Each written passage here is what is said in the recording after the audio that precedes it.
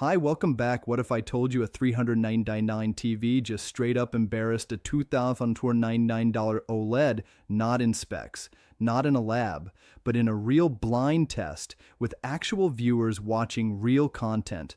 And the results were so awkward that one of the TVs ended up having its fans defend it after the fact. This isn't some lazy, cheap TVs beat expensive TVs clickbait video. That's tired, that's fake. This is a reality check, showing how marketing promises and real-world viewing don't always match. Today, I'm breaking down exactly what TVs were used, how the blind test was structured, what content was shown, why the cheaper TV kept taking rounds, where the OLED still pulled ahead, and most importantly, what all of this means for your wallet before you drop your cash.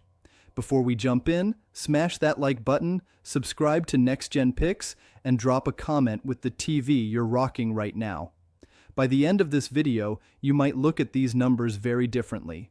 Let's dive into the blind test nobody saw coming. The TVs involved. No brand hype, just straight facts. And let's be crystal clear about what was tested, because transparency actually matters.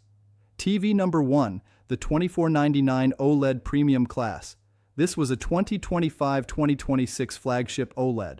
4K OLED panel, perfect blacks, infinite contrast, advanced image processing, top-tier HDR support, marketed as cinema grade. This is the kind of TV people save for, the kind reviewers worship, the kind Reddit defends like religion.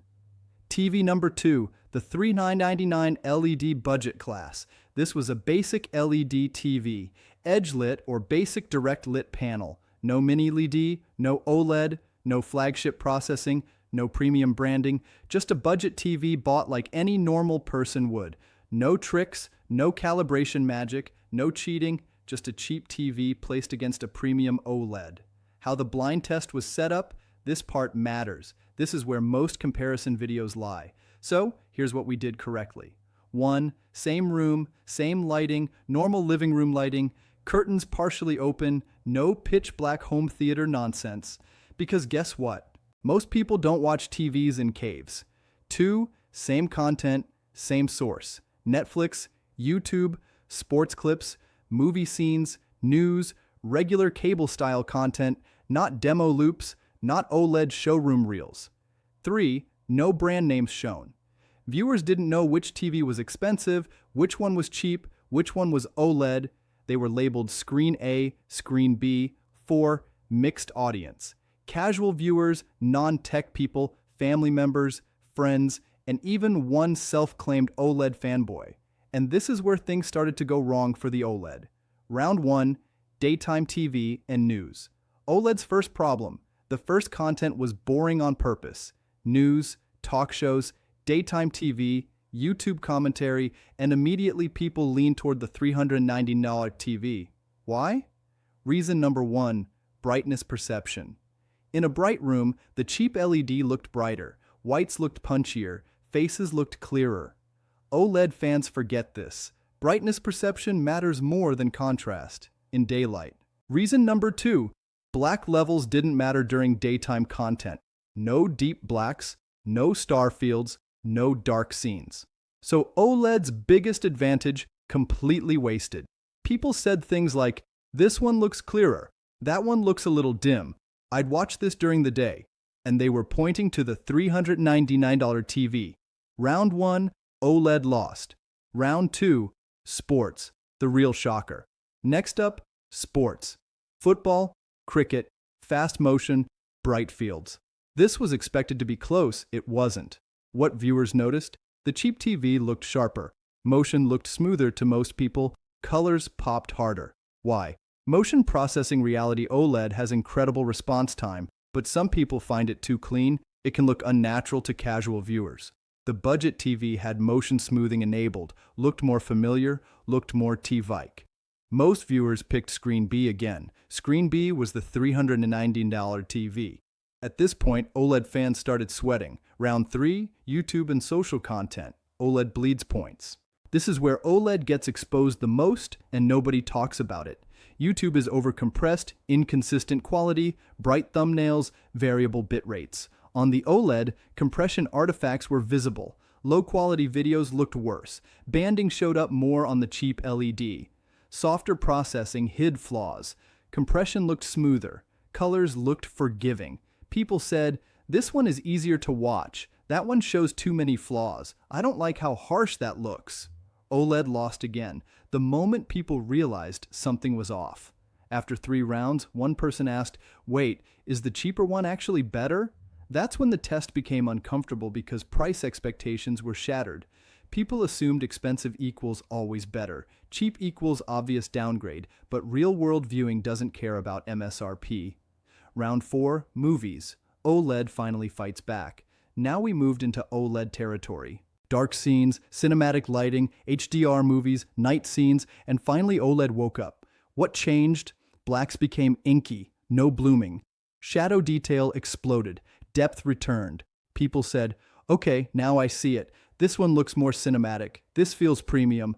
OLED won this round clearly, but here's the problem. The scoreboard after all rounds. Let's be honest. Out of all viewing scenarios, daytime TV, cheap TV wins. News, cheap TV wins. Sports, cheap TV wins. YouTube, cheap TV wins. Movies, darkroom, OLED wins. HDR, cinema, OLED wins. So the $399 TV won more categories. That's the headline nobody wants to admit. Why the $399 TV won? The real reason. This wasn't about quality, it was about use case. Most people watch TV in daylight, sports, news, YouTube, casual content. OLED is optimized for controlled lighting, movies, cinematic viewing, enthusiasts. So in most people's daily lives, the cheaper TV simply fit better. The marketing lie we've all fallen for. Brands trained us to believe better specs equals better experience. But specs don't watch TV. Humans do. And humans like brightness, like punchy colors, hate dim black levels at noon. That's why the blind test mattered, where OLED still dominates. Let's be fair, this is not an OLED hate video. OLED is unbeatable when watching movies at night, gaming in dark rooms, viewing high-quality HDR content, sitting close to the screen, caring about accuracy. If you're a movie lover, gamer, or visual perfectionist, OLED is still king, where OLED loses value. This is hard to hear. OLED loses value when you mostly watch cable. You watch in bright rooms, you watch YouTube all day, you don't notice black levels, you just want clear and bright. In those cases, spending $2,299 is not smart. It's emotional buying. The real winner of this test, the real winner wasn't the $399 TV and it wasn't the OLED. The real winner was buying the right TV for your use, not your ego. What you should learn from this important before you buy any TV in 2026. Ask yourself, what do I watch most? What time of day do I watch? How bright is my room? Do I actually notice black levels? Am I buying for quality or status because the worst purchase is buying OLED you don't use properly or buying cheap and expecting miracles? Final verdict. The hard truth.